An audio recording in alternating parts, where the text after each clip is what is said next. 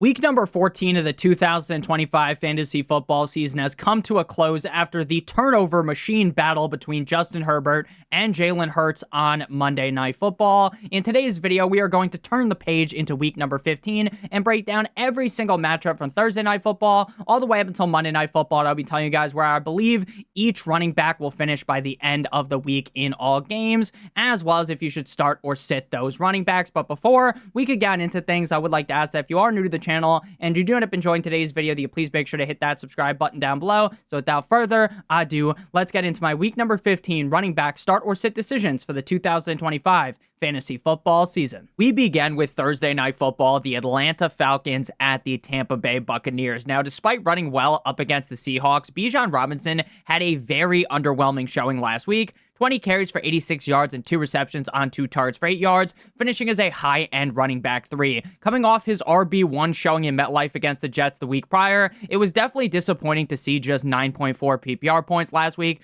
but when push comes to shove, that was a brutal matchup last week, and this week he has the 10th best matchup for running backs on a per-game basis. I definitely expect Bijan to put the Buccaneers in the walls of Jericho this week. When they played back in week 1, he did exactly that as the RB2. I got him as a must-start top 3 back this week. Now, any given week, Tyler Algier can score 15-plus fantasy points. The biggest issue with him is the ups and downs of his touches. We talk about this every week, how he could just as easily have 15-plus touches this week as he could have less than 5 touches this week, and even in a good spot here, I would just prefer to sit him. For the Tampa Bay Buccaneers, last week was deja vu for Bucky Irving owners, as he scored 16.1 PPR points in back-to-back games, 15 carries for 55 yards and 2 receptions on 3 targets for 26 yards and a touchdown, just 49% of the snaps last week, though I do expect them to ramp things up as we get deeper into the fantasy playoffs, and I would expect him to get back to his 70+% of the snaps. Bucky was a high-end RB2 last time these two teams played in Atlanta back in week number 1, so this week in the 13th best matchup for running backs on a per-game basis, I got him as a must-start top 6 running back. Now, Rashad with 2A's White will continue to operate as the RB2 behind Bucky Irving. They even had a similar amount of snaps last week at 49%, which definitely is not the normal. White had 11 carries for 53 yards and 1 reception on 2 targets for 2 yards. I don't trust his workload enough to play him here, and the guy hasn't scored over 10 fantasy points in PPR in 4 straight games, so there is no need to start him in my opinion. Now we move to the 1 p.m. slated games on Sunday with the Cleveland Browns at the Chicago Bears. Now, despite the Browns offense looking mighty fine like Margot Robbie in The Wolf of Wall Street last week, Judkins was inefficient on the ground, 14 carries for 26 yards with 1 reception on 3 targets for 58 yards as the RB27 up against the Titans. Now, back-to-back games prior to last week as a top 16 back, so in the 16th best matchup for running backs on a per-game basis up against the Bears,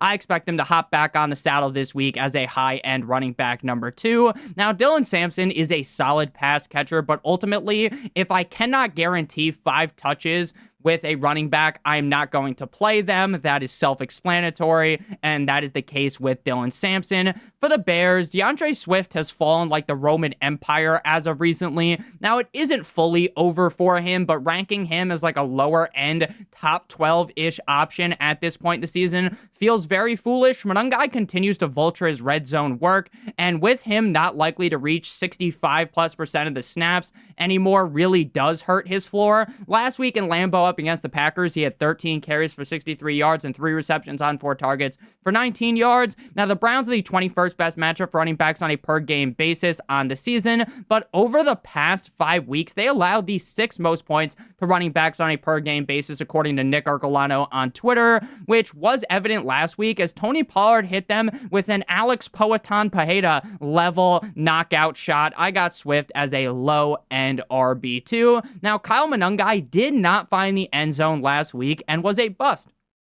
which is something that we've talked about. If Monangai does not find the end zone, then he is very likely to be a bust for your fantasy team. 14 carries for 57 yards as well as 1 reception on 2 targets for 0 yards. Now, again, we just saw the Cleveland Browns defense get cream pied by Tony Pollard, so with the 4 prior games to last week, Kyle Monangai scoring in each of those games, I do think he should score this week, so he is a fringe RB3 start for me, touchdown or bust type of play. Now we got the Baltimore Ravens at the Cincinnati Bengals, a matchup we saw just a few weeks ago. Now Derrick Henry had a letdown showing last week up against the Steelers as a low-end running back too, after 3 straight top 12 showings, and while he didn't perform as well in terms of fantasy production, he did actually look good. He had 25 carries for 94 yards and 1 reception on 2 targets for 8 yards. Last time these two teams played was just 2 weeks ago in Thanksgiving, week number 13. Running back 11 with 10 carries for 60 yards and a touchdown, as well as 1 reception on 1 target for 44 yards in a game in which the Ravens got piped down by the Cincinnati Bengals. So this week, in the best matchup running backs on a per game basis, in a game that I expect to be more competitive than what we saw on Thanksgiving, I got Henry as a top 6 back on the week. Now, Keaton Mitchell has continued to be a guy that when he is healthy and when he gets a few touches, he looks phenomenal on those touches. The problem is he doesn't get a lot of touches, and he is considered as day-to-day with a knee injury, but is expected to avoid serious injury. Now, to me, day-to-day typically means he has a good chance to play on Sunday. Regardless, though, of if it's him or it's Raka Ali, just kidding, it's Rasheen Ali is in as the RB2. I just don't feel comfortable playing them because, again, even if these guys are talented, they're not guaranteed to touch the ball enough to even remotely become startable. For the Cincinnati Bengals, Joe Burrow was in the Christmas mood as it's the season of giving. He decided to give the ball to the defense twice at the end of the game and ultimately choked up against the Buffalo Bills, which as a Buffalo Bills hater had me absolutely just pissed off watching that. Even with the Bengals choking a fat one at the end, though, Chase Brown was still eating 12 carries for 23 yards and a tug, as well as 3 receptions on 4 targets for 12 yards and another touchdown, another one. Shout out to DJ Khaled. 6 straight games for CB as a top 13 RB and the 11th best matchup for RBs on a per game basis. I expect Chase Brown to play quite well this week as a mid-range running back 1, as he put the Ravens in the camel clutch last time out as the RB10 in week 13. Now, P. Ryan has been relatively useless this season. I do like him as a handcuff, but that's really it, right? He has no standalone value in this Bengals offense. Now we move to the LA Superchargers at the Kansas City Chiefs. Now, Marion Hampton returned last week after being out for what felt like a decade. In my opinion, it felt like he was gone forever, and it also kind of felt like maybe he was never going to come back, especially with how good Vidal was looking. 13 rushes for 56 yards and 2 receptions on 2 targets for 11 yards and a touchdown on Monday Night Football up against the Eagles as the RB18. He played just 31% of the snaps compared to Vidal's 69%. Very nice. I like. My name is Borat. But I fully expect the snaps to go the way of Hampton moving forward. So while this matchup is the 7th worst for running backs on a per game basis up against the Chiefs, I do expect Hampton to get more looks this week and for the game to be competitive. Hampton is a low-end RB2 this week. Now, Kamani Vidal did look solid again last week with 14 carries for 44 yards with 1 reception on 3 targets for 60 yards, the RB21. Like I said before, I highly doubt his snaps and workload are this high again. I definitely don't think he's going to completely fade away into irrelevancy. He's going to hit the John Cena, you can't see me, and then just fade off into the sunset and do nothing. He has earned the right to get some touches, to get some snaps. He's not going to be just completely useless to the offense, but I definitely think that Hampton's going to be getting more looks, more snaps, so I would be sitting Vidal here. For the Chiefs, Kareem Hunt is a touchdown or bust running back at this point. 12 carries for 30 yards and a tug last week up against the Texans as the RB29. With Isaiah Pacheco back and potentially seeing even more touches, I would just prefer not to have to roll the dice here. Kareem is another one of these guys that if you have to play them, there are much worse options than having to roll the dice on Kareem Hunt. But if he doesn't score, you're virtually sleeping with the fishes in terms of his fantasy production. Pacheco had 9 carries for 30 yards last week with 0 touchdown upside, though.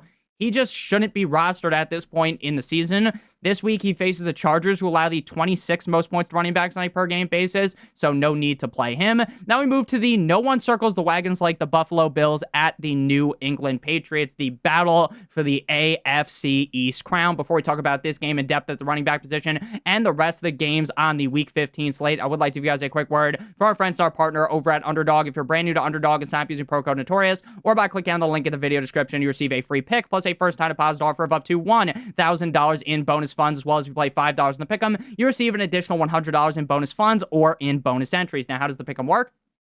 It's incredibly simple. You make at least 2 picks on the higher or the lower. If those picks hit, you get paid. If you do multiple other picks, then the payout will be higher, but all of the picks need to hit. Make sure you guys do check that out. Promo code Notorious, or by clicking on the link in the video description. Now, back to the Bills at the Patriots. Now, James Cook had a down bad showing last week. Coming off 3 top 10 finishes in a row, he was a low-end RB2 up against the Bengals in a matchup that can only be described as a wet dream one. 18 carries for 80 yards and 2 receptions on 2 targets for 31 yards. This week, he has the worst matchup for running backs on a per-game basis up against the Patriots, but things have opened up more recently against the Patriots. We've seen recently that there are some chinks in the metaphorical armor of the Patriots' run defense. So while I am scared, considering we saw James Cook finish as the RB41 against this defense back in week 5, you aren't sitting a guy who could score 30-plus fantasy points in any given game, so I got him as a low-end RB1 this week. Now, Ty Johnson might not even receive 3 touches this week in the worst matchup for running backs. No one should even consider starting him. He is a clear sit. Now, Travion Henderson potentially getting cucked by Ramondre Stevenson in the fantasy playoffs will make me sick to my stomach. Last game out before the bye, Hendo had 11 carries for 67 yards and 3 receptions on 4 targets for 19 yards. As the RB26 on 49% of the snaps. Ramondre had 12 carries for 40 yards and 3 receptions on 3 targets for 40 yards against the Giants as the RB number 31.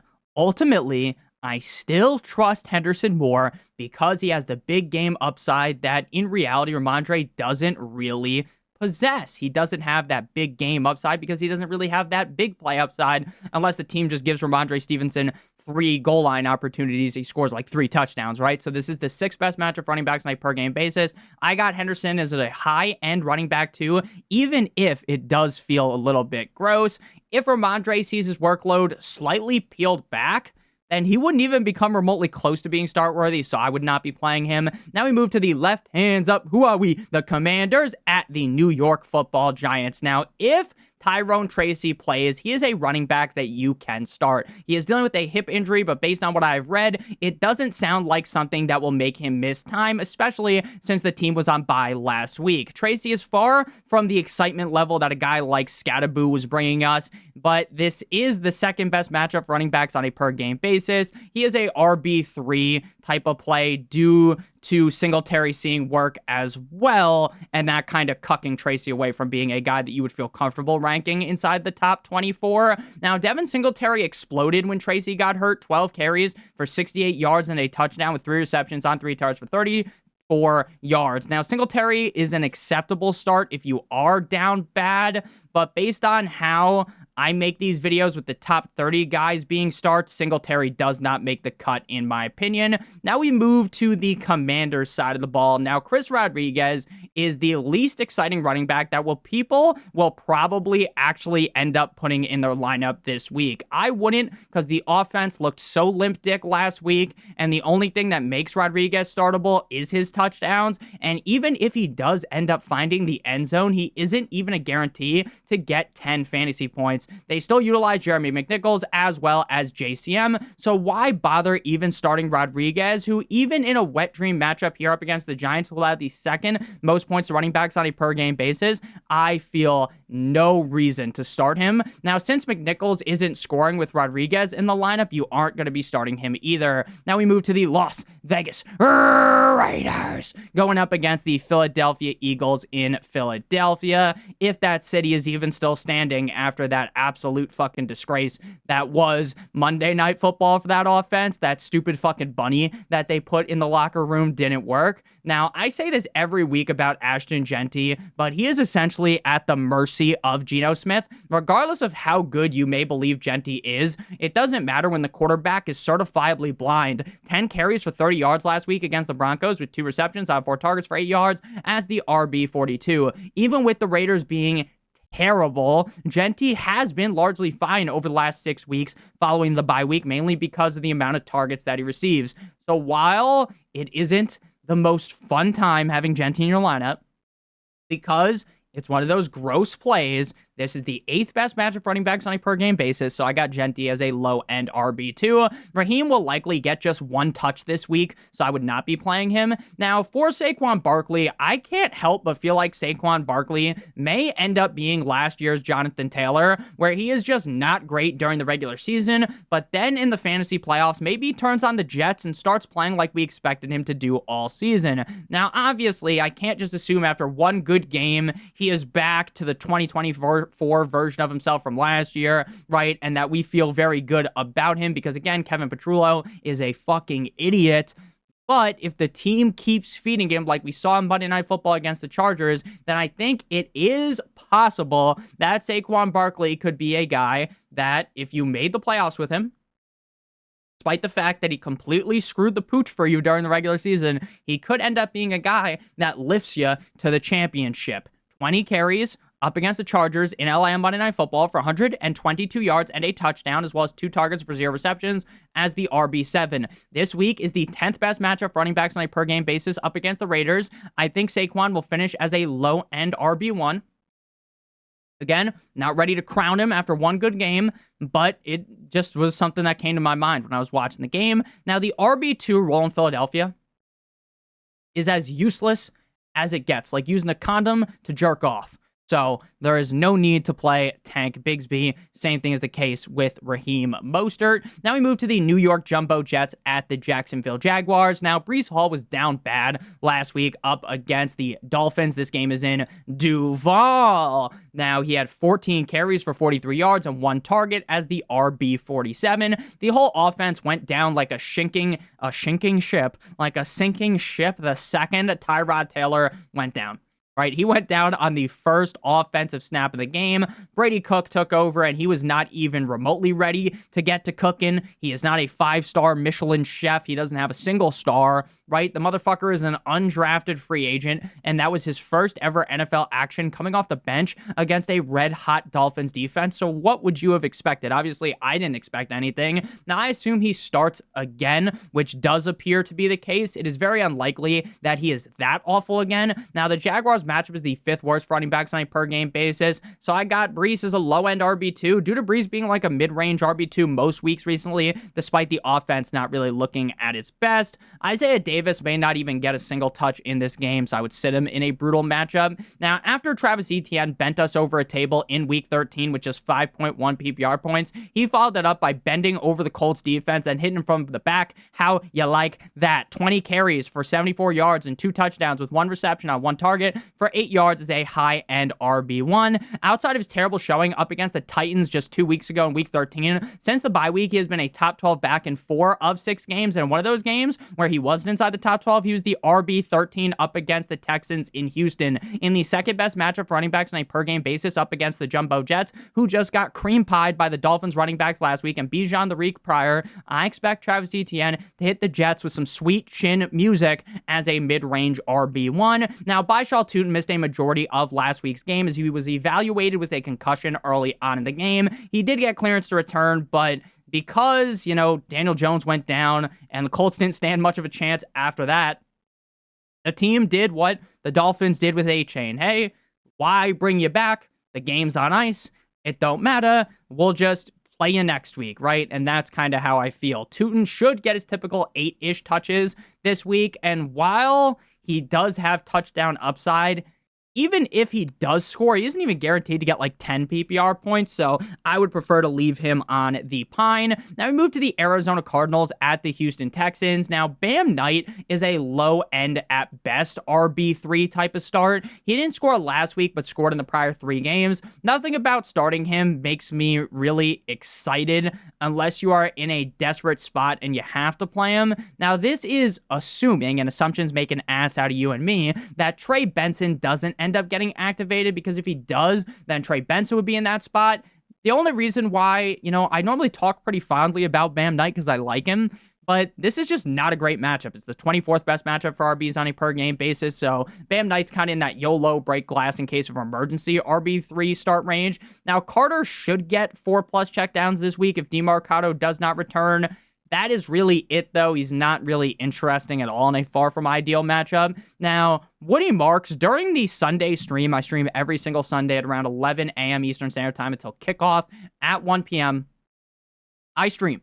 And on last Sunday's stream, I got asked a lot of questions about "you got a friend in me," Mr. Woody Marks, right? And I kept saying, I think Woody Marks is due. I wasn't saying that I think Woody Marks is going to guaranteed fucking Hulk smash, but I said he is due. He's getting way too many touches. He just isn't getting lucky enough to have the big game, despite the fact that we have seen the flashes of the talent. Last week, he was paid in full. Shout out to Dustin Poirier, running back 14 with 26 carries for 68 yards and 2 receptions on 3 targets for 8 yards and a touchdown in Kansas City on Sunday Night Football. Now, Nick Chubb is dealing with a rib injury, and based on what D'Amico Ryans has said, it doesn't sound excellent for him. Regardless of who the RB2, though, is in Houston, Woody will continue to get fed. So in the 4th best matchup running backs on a per game basis, even with a truly terrible offensive line, shout out to Murkadurka, I got him as a low end RB2. Now, if Nick Chubb misses, Dare Ogunbowale will be the RB2 in this offense. He did score last week on his lone carry. The odds of that happening again are virtually 0. So no need to start him. Now we move to the 4 p.m. slated games on Sunday. Now, this week, we have 1, 2, 3, 4 games. 5 games. 1, 2, 3, 4, 5 games on Sunday at 4:25 p.m. Eastern Standard Time. Something I have been asking for weeks. I know there's bye weeks, but I don't understand why the NFL does this, where there's a million games on at 1, and then you basically have that post-nut clarity at 4 o'clock when there's 3 games happening, and a majority of the games suck dick. So this week, we got the Green Bay Packers at the Denver Broncos. Now, Josh Jacobs is a must-start top 12 running back for me every single week. I know this matchup is scary, as the Broncos allow the 4th least amount of points to running backs on a per-game basis, but, and this is a big but, shout out to Phoenix Marie, Jacobs simply scores so often that I don't care. Last week up against the Bears, he had 20 carries for 86 yards at a score, as well as 2 receptions on 2 targets for 6 yards. I know he didn't score in Week 11 and Week 13, the last 2 games prior to last week, but he played just 22% of the snaps in Week 11 because he got hurt early on because of the MetLife turf, and was eased in Week 13 with just 54% of the snaps. He had 72% of the snaps last week. I'm firing him up confidently as a low-end RB number 1 for Emmanuel Wilson. He looked great when Jacobs was out, but with Jacobs healthy, he probably won't even see more than 5 touches here, so I would leave him on my bench. Next up, we move to the Denver Broncos. Now, RJ Harvey is on fire, NBA Jam style, back-to-back games as a top five running back, 17 carries for 75 yards last weekend. Viva Las Vegas, with a touchdown as well as 6 receptions on 6 targets for 25 yards. Just like with Josh Jacobs, the matchup here is tough for Harvey. The Packers are the 8th worst matchup for RBs on a per-game basis, but I say this all the time, when a guy is playing as well as Harvey does, I will rock with him as a mid-range RB2, because when you're playing that hot, you might still be able to run hot up against the Packers, even though I am concerned about the matchup. Now, Jaleel will get 5-ish touches here in a tough matchup. I would not even consider playing him. Now we move to the Detroit Lions at the LA Rams, the battle of Stafford and Goff. the trade battle from all those years ago. Now, Jahmyr Gibbs, simply put, is just so fucking awesome to watch. The guy can take any run or reception straight to the crib from wherever the Lions are on the field. Last week, he had a 3-piece and got a UAV, 12 rushes for 43 yards and 3 touchdowns with 7 receptions on 7 targets for 77 yards. He was feeling lucky. 7-7-7 against the Cowboys. This week, he has a much worse matchup on paper, as the Rams allow the 3rd least amount of points to running backs on a per-game basis. But this is Jahmyr Gibbs that we are talking about, a dude who has scored 35-plus fantasy points in 2 of the last 3 games. I got him as a must-start top 5 back this week. Now, the type of game script in which David Montgomery has a big game does not feel like the game script that will play out in this matchup. For Monty to have a big game, the team needs to be up and feed the rock to Montgomery as they're putting the game on ice. Instead, this week, I would expect them to be down or in a close game in which Gibbs is more involved. He has scored in back-to-back games with 10 or fewer touches in both games. I just feel like he won't get as lucky this week in a brutal matchup for RBs. I would prefer to leave him on my bench. For the LA Rams, now, even with Blake Corum finding the end zone not once but twice last week, Kyren Williams still had a big showing like the WWE wrestler. 13 carries for 84 yards and a score with 2 receptions on 2 targets for 13 yards as a top 10 running back. Kyren has now scored in back-to-back games, and since coming out the bye week has scored at least 1 touchdown in 5 of 6 games since that bye. He is very consistent week in and week out, so even though this is the 2nd worst matchup for RBs on a per-game basis, I still got him as a mid-range running back too. Now, if this was a better matchup, I would definitely consider ranking Corum as a start, but not in this game. 12 carries last week for 128 yards, not 1 but 2 touchdowns with 1 reception on 1 target for 3 yards in Arizona as a top 5 back. He has scored in back-to-back games and has been a top 20 back in back-to-back games, but something tells me this week he just won't get as lucky. If you are down bad and you have to start Corum, I get it. But this matchup is too concerning for me to give him the nod of approval. Now we move to the Carolina Panthers at the New Orleans Saints. Now, the Panthers' backfield could genuinely become a true 50-50 split going forward. This is a scenario that is truly confusing. Rico Dowdle was dominating when given a majority of the touches, and then the team elected to try to get Chuba more involved again. But this time, unlike earlier on in the year, the split actually worked and both guys looked good. Last week out before the bye in the upset of the LA Rams, Rico had 18 carries for 58 yards and 2 receptions on 2 targets for 21 yards as the RB37 with 42% of the snaps. Chuba played 59% of the snaps with 17 carries for 83 yards and 2 receptions on 2 targets for 41 yards and a touchdown as the RB5. Now, I think it is more than likely that Rico out-snaps and out-touches Chuba this week, but I also don't think anything is written in stone, right? I wouldn't say definitively that is the case. Now, this is the 14th best matchup for running backs.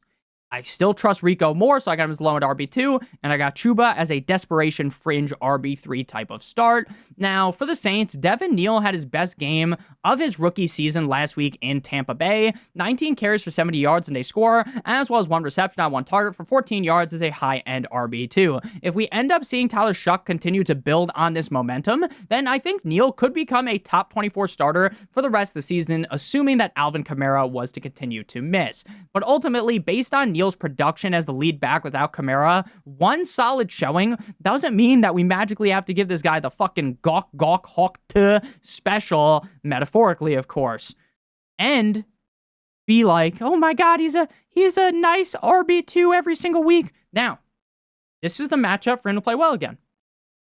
It's the 14th best matchup for running backs. He's a high-end RB3. Also important to note that if Kamara was to return, which is possible, then I don't think you should consider even playing Devin Neal, because I think Alvin Kamara will take his spot back. Now, Evan Hall hasn't cracked 20% of the snaps in back-to-back games as the team's running back too. And last week he was outsnapped by Audric Estime. No need to play either guy behind Devin Neal, in my opinion. Now we move to the Tennessee Titans at the San Francisco 49ers. Now Christian McCaffrey and the 49ers are coming off of a bye. Prior to the bye, 5 straight games as a top 12 running back and just 1 game in the season outside the top 12, which was in week 8 up against the Texans. This week, up against the Titans, who allow the 9th most points to RBs on a per-game basis. CMC is my RB1 this week, which is a feat he has reached 3 times this season in 13 games. Now, B-Rob should get 7 to 8 touches here. If he scores, he will get you 10 points. If not, he probably gets you 3. Even in a great matchup here, there's no reason, in my opinion, to play him. Now, Tony Pollard shape-shifted into fucking prime Adrian Peterson last week. 25 carries for 161 yards and 2 touchdowns in a rough spot against the Browns in Cleveland as a top 3 RB. Now, playing 59% of the snaps to Spears' 42%. And while I will acknowledge, shout out to Roman Reigns, that I was clearly wrong about Pollard last week, this is a classic case of something we talk about all the time, right? A blind squirrel finds a nut every once in a while. A broken clock is right twice a day. Before last week, he hadn't scored over 10 points since week number 7, like half a season ago. So while I will give him the credit for looking good last week, I would not expect that to happen again. In the 21st best matchup for RBs on a per-game basis, I am not starting Pollard. Especially if it wouldn't shock me if Spears outsnapped Pollard. Even if that is the case, though, I do think Pollard should see more touches. I would sit Spears as well. Now we got the, this is our Colts, this is our team, we bleed blue. This is our Colts, whether win or lose, we love them. For the shoe, beat the Seahawks. Shout out to Seth, the Indianapolis Colts at the Seattle Seahawks. Now, Jonathan Taylor may have went from the most obvious league winner of all time for a majority of the season to a guy that you are scared shitless to play. With Daniel Jones tearing his Achilles, the quarterback situation is up in the air. Now, old man Phillip Rivers has signed with the team, as the guy must be tired of taking care of his 7,000 kids that he has, and probably needed money for their Christmas presents. This week, Jonathan Taylor faces the 6th worst matchup for RBs on a per-game basis. He is still a mid-range RB2 last week up against the Jags in Duval, with 21 carries for 74 yards and a touchdown. I expect the offense to heavily feature JT, but once they get down bad, things may go very poorly for him. So while you are still starting him, he's a mid-range RB2 for me on the week. JT is one of the true workhorse backs in the NFL, so Amir Abdullah, any of these running backs behind him, cannot be started. Now, anyone who has Kenneth Walker probably hates making the decision of starting him or sitting him every single week. I'm so glad that he is not on any of my teams. We all know deep down the motherfucker's good, and he has the ability to have a huge game. A game that is so big that he wins you your week, but he also has the chance to completely screw you in the ass. This has been a roller coaster ride this season. And it's not been a fun roller coaster ride. It's like the roller coaster ride of death from Final Destination 3. Just 3 finishes inside the top 12 this season in 13 games and 9 games outside the top 24. The Colts are the 18th best matchup for RBs on a per-game basis. So maybe this is the game where he breaks free, but with back-to-back games outside the top 30, he is a fringe start YOLO RB3 for me. Now, when it comes to the other running backs there, aka Zach Charbonnet, he lives rent-free in the end zone with 3 touchdowns over the last 5 games. But with Walker likely to see more touches, and even if he does find the end zone, he's another guy that's not even guaranteed to get 10 fantasy points, so I would just prefer to sit him. Now we move to the penultimate game. If you guys have enjoyed today's video thus far, hit that subscribe button down below like it owes you some money, because you waited all day for Sunday night. The San Francisco 49ers, that's a lie. They already played.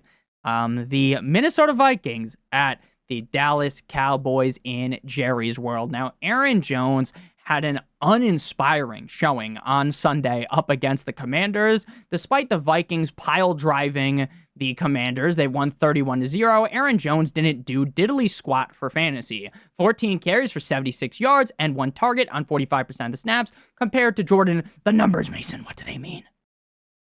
Getting 30% of the snaps. Mason was the back who found the end zone last week with 11 carries for 52 yards and a touchdown. My belief is strong with Aaron Jones being the more likely of the two to find the end zone. I think he will bounce back this week in the 7th best matchup for RBs on a per game basis, so he is startable. But deep down, I just don't trust 9 JJ McCarthy enough to rank him as anything but a high-end RB3. Jordan, the numbers, Mason, what do they mean? Now, I don't expect him to find the end zone like he did last week, and in more than likely negative game script here against the Cowboys, I would leave him on your bench. Now, for the Cowboys, Javonte Williams has not finished as a top 12 running back since before the bye week, but that doesn't actually mean that Javonte has been bad. Back-to-back finishes as a high-end RB2 with 17 carries for 6-7 yards last week and a score in Detroit, as well as 2 receptions on 4 targets for 0 yards. He has now scored in back-to-back games, and he just feels so incredibly due. Like Woody Marks last week, I said he's due to have a good game. I think Javonte Williams is due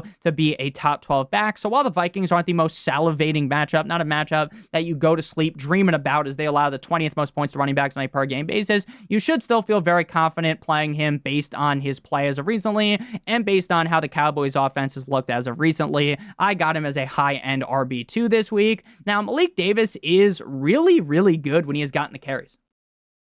He's another one of these guys that, like Keaton Mitchell, right, really looks good, but the team doesn't actually recognize it, I guess, and they don't actually give him 4 touches. They just want to use one back. That's the case here with Dallas.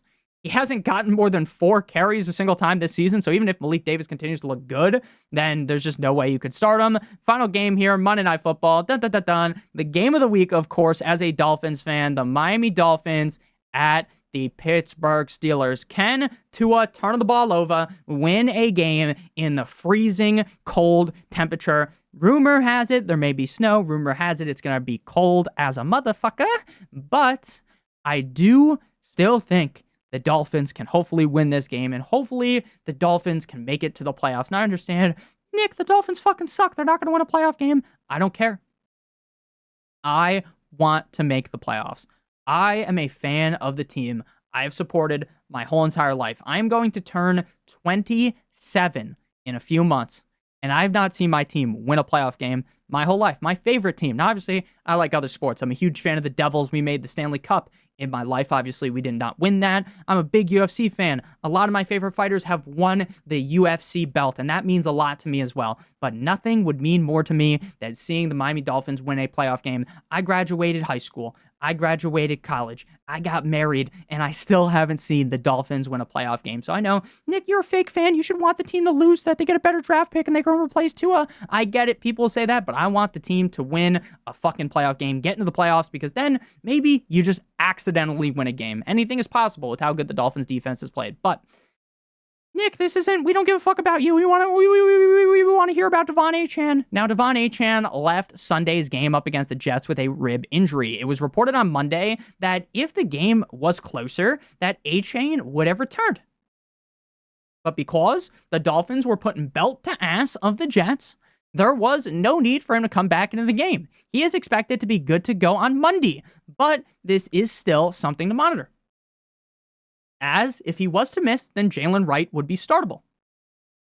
Achane was a top 10 running back last week, despite only playing 34% of the snaps. It would have been a legendary day, in my opinion, had he have not gotten hurt. 7 rushes for 92 yards in MetLife with a touchdown, as well as 1 reception on 1 target for 13 yards. 6 straight games as a top 12 running back, and the 22nd best matchup for RBs on a per-game basis. If Achane can go, you got him as a top 5 must-start RB. If Achane's absence, we saw Jalen Wright was fed 24 carries for 170 yards and a tug. As I said before, if Achane is ultimately unable to go, then Jalen Wright would be startable as a low-end RB2. If Achane is playing, I would expect Wright to get only a handful of touches, as Ali Gordon will also get the ball as well. He would be a clear sit. Now, for the Steelers, with Kenneth Gainwell being more involved as of recently, Jaylen Warren has become more of a, RB2, right? A guy that I don't even think you can really speculatively rank as, a lower-end RB1. Now, he does have that upside, but with Gainwell getting touchdown opportunities, it just feels way less likely that Jaylen Warren actually cracks the top 12. Now, last week, He was a high-end RB2 in Baltimore. He had 8 carries for 13 yards and 3 receptions on 3 targets for 49 yards and a touchdown. I do expect more snaps and touches to go his way going forward. So the 17th best matchup for RBs on a per-game basis, he feels like a solid mid-range RB2. Now, Kenneth Gainwell continues to kind of be a pest for Jaylen Warren owners. Last week, he had 4 carries for 15 yards and a touchdown, as well as 6 receptions on 7 targets for 27 yards.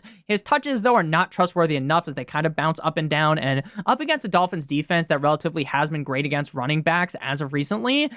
The upside is still there, so if you need to roll the dice on him, go ahead, but I got him as a sit. Thank you guys all so much for watching. If you didn't enjoy today's video, make sure you do hit that subscribe button down below like it owes you some money. Leave a like on today's video. It would help me out a ton. Check out all the videos on the screen if you haven't seen them already. Love you guys so much. Hope you have a great one. As always, good boy.